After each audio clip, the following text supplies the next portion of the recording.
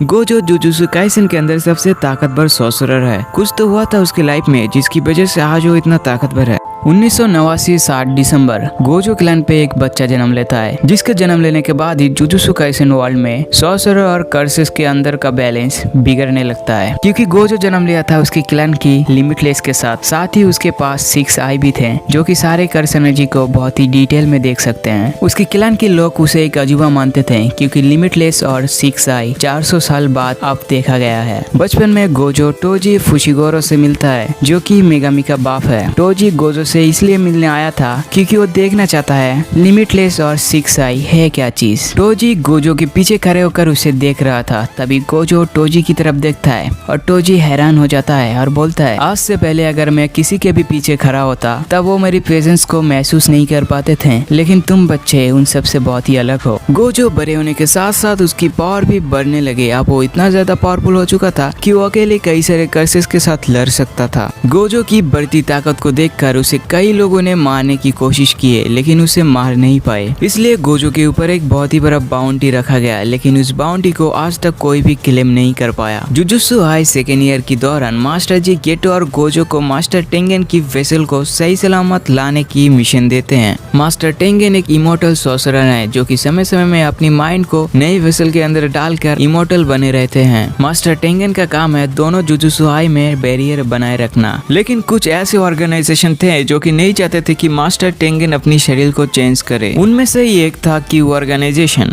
जब गोजो और गेटो उस लड़की को लेने जाते हैं तब वो देखते हैं कि क्यू ऑर्गेनाइजेशन के लोग उस लड़की को मारने की कोशिश कर रहे हैं, लेकिन गोजो और गेटो उस लड़की को बहुत ही आसानी से बचा लेते हैं और वो लड़की अपना नाम रिको बताती है। तभी गोजो के पास कॉल आता है और उसे पता चलता है कि किसी ने कुराई को किडनैप कर लिया है और वो लोग कुराई को बचाने के लिए ओकिनावा जाते हैं। कुराई को रेस्क्यू करने के बाद वो लोग सोचते हैं ओकिनावा पे थोड़ी सी मस्ती किया जाए। गोजो बोलता है रिको के ऊपर से बाउंटी हटने में सिर्फ 24 घंटे ही बचे हैं। इस 24 घंटे में हमें एक जगह पे रुकना नहीं चाहिए। गोजो रिको से मिलने के बाद से अपना 6 आई को लगातार इस्तेमाल कर रहा था, क्योंकि वो नहीं चाहता था कि रिको को कुछ हो जाए, इसीलिए वो थकने लगा। लेकिन फिर भी वो 6 आई को इस्तेमाल करना बंद नहीं किया। इस ट्रिप के दौरान वो लोग रिको की बहुत ही अच्छे दोस्त बन चुके थे, इसीलिए गोजो और गेटो रिको से बोलता है, अगर तुम एक वेसल नहीं बनना चाहते तो हम दोनों तुम्हारी मदद जरूर करेंगे। ओकिनावा से निकलने के बाद रिको की ऊपर से बाउंटी हट जाता है। जुजुत्सु हाई पहुंचने के बाद सभी रिलीव होते हैं। तभी टोजी अपना कटाना गोजो की आर पार कर देता है। ये देखकर सभी हैरान हो जाते हैं और सोचते हैं कैसे जुजुत्सु बैरियर होने के बाद भी टोजी अंदर आया, क्योंकि टोजी के पास कोई भी कर्स एनर्जी नहीं है और गोजो अपना 6 आई ओवर यूज करने के वजह से टोजी को सेंस नहीं कर पाया। टोजी एक असैसिन है जो कि पैसों के लिए काम करता है और उसने ही रिको के ऊपर बाउंटी रखा था ताकि गोजो अपना 6 आई ओवर यूज करे और वो गोजो को मार पाए। गोजो जख्मी होने के बाद भी गेटो से बोलता है, रिको को यहाँ से जल्दी से ले जाओ, मैं इसे संभालता हूँ। लेकिन गोजो टोजी से लड़ते लड़ते बहुत ही ज्यादा जख्मी हो जाता है। टोजी गोजो को इतना ज्यादा मारता है कि वो आत्महत्या हो जाता है और टोजी उसे मरने के लिए छोड़ देता है और रिको को ढूंढने लगता है। टोजी रिको को ढूंढने के साथ ही उसे गोली मार के मार देता है और गेटो कुछ कर भी नहीं पाता। गेटो भी टोजी से बहुत ही बुरी तरह पीटता है, लेकिन टोजी उसे मारता नहीं है। उसे बोलता है, अगर तुम्हें कर्स मैनिपुलेटर नहीं होते तो मैं तुम्हें मार देता, लेकिन मैं ये नहीं चाहता कि तुम्हें मारने के बाद तुम्हारी अंदर बंद कर्सेस मुझे परेशान करे। टोजी रिको की बॉडी लेकर ग्लो कल्ट को देता है, क्योंकि वो इस बार इनके लिए काम कर रहा था। टोजी अपनी बाउंटी क्लेम करके वहाँ से जा रहा था, तभी उसके सामने गोजो आ जाता है। टोजी देखता है कि गोजो पूरी तरह हील हो चुका है। टोजी बोलता है, तुमने रिवर्स कर्स टेक्निक का इस्तेमाल किया है। गोजो बोलता है, बिल्कुल सही, और हमें टोजी वर्सेस गोजो की राउंड 2 देखने को मिलता है। इस फाइट के दौरान हमें दोनों के अंदर का पागलपन देखने को मिलता है और आखिर में सातोरू उसे अपनी नई टेक्निक से मार देता है, हॉलो पर्पल।